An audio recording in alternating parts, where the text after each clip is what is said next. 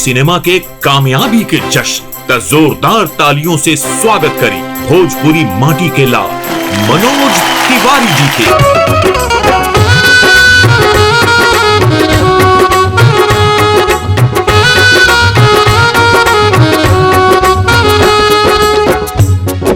का बचवा का भई कोनो नौकरी उकरी मिलल? नहीं पिताजी।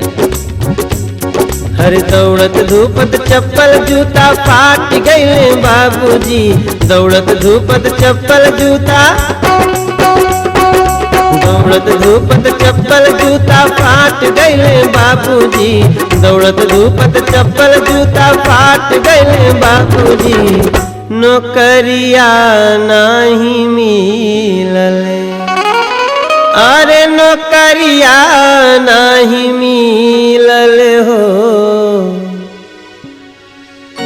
हर नौकरी न मिलल मनु चाट भैले बाबूजी, नौकरी न मिलल मनु चाट भैले बाबूजी। अरे दौड़त धूपत चप्पल जूता फाट गईले बाबूजी, दौड़त धूपत चप्पल जूता, दौड़त धूपत चप्पल जूता फाट गईले बाबूजी, दौड़त धूपत चप्पल जूता फाट गईले बाबूजी।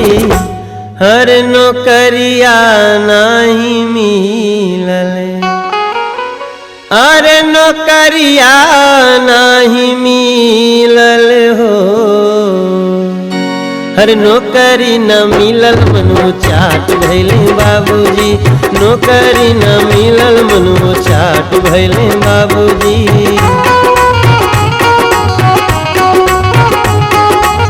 ना जतन से हमें पलला पढ़वला, दुखल में जियला सपनवा सजवला। बीए के डिग्रिया खर खंजाट भैले बाबूजी, बीए के डिग्रिया, बीए के डिग्रिया खर खंजाट भैले बाबूजी, बीए के डिग्रिया खर खंजाट भैले बाबूजी। नौकरी ना मिलल हो, अरे नौकरिया नहीं मिलल। हर नौकरी न मिलल मनु चाट भैले बाबूजी, नौकरी न मिलल मनु चाट भैले बाबूजी।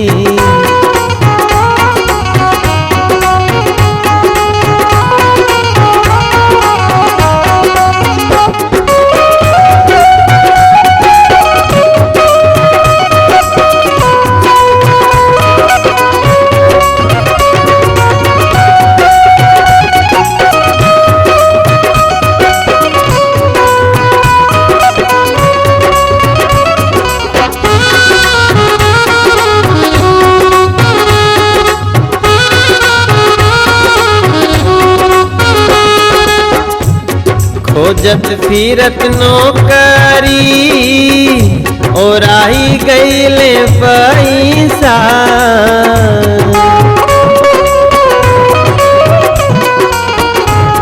कबो मजदूरी करी कबो काम कैसा।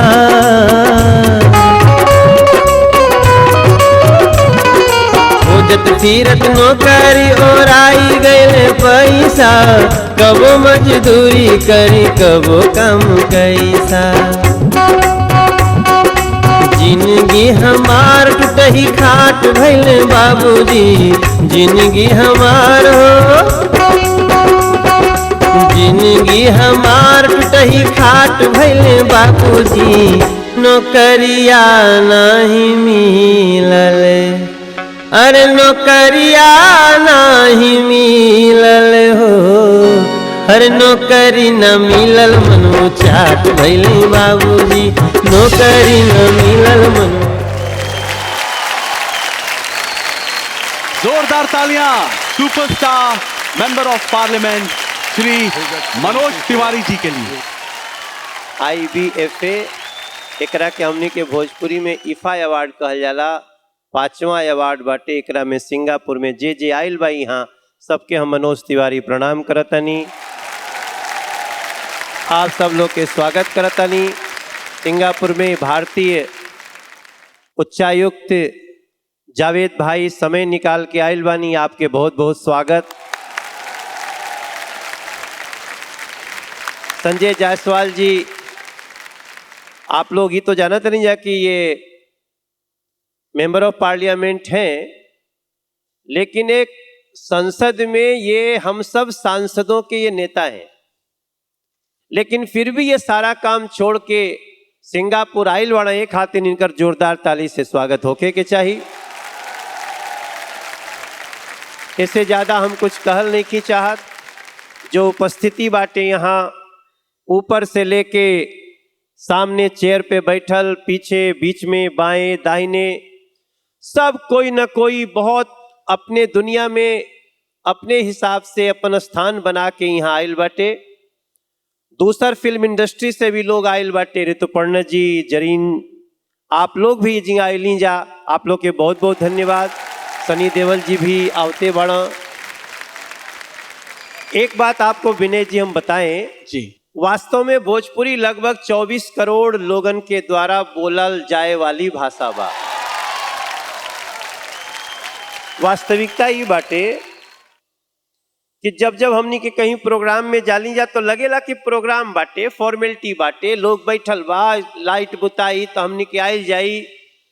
पहली बार यहाँ लग रहा बा कि परिवार के बीच बैठल बानी। क्या बात है। तो भैया आई तैयारी करते हैं आगे की।